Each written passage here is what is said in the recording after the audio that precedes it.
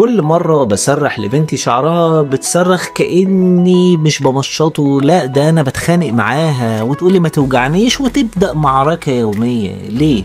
كتير من الأطفال خصوصا البنات بيكون عندهم حساسية مفرطة لللمس، وتسريح الشعر أو التمشيط خاصة وهو ناشف ممكن يزعجهم جدا. ده بنسميه سنسوري سنسيتيفيتي، وبيكون ظاهر كمان في اللبس، في الغسيل اللي هو الشاور أو الحموم، أو حتى في صوت السشوار.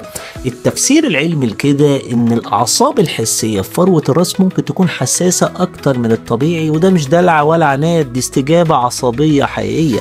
الحلول المجربة اللي أنا شفتها عندي في العيادة إن إحنا نسرح الشعر وهو مبلول ومعاه بلسم أو زيت خفيف، أو نستخدم فرشة طرية جدا ونبدأ من الأطراف لفوق، أو نسمح للبنت تشارك معانا تمسك فرشة تانية، تختار توكة بنفسها، نشغل كرتونة وأغنية بتحبها أثناء التمشيط.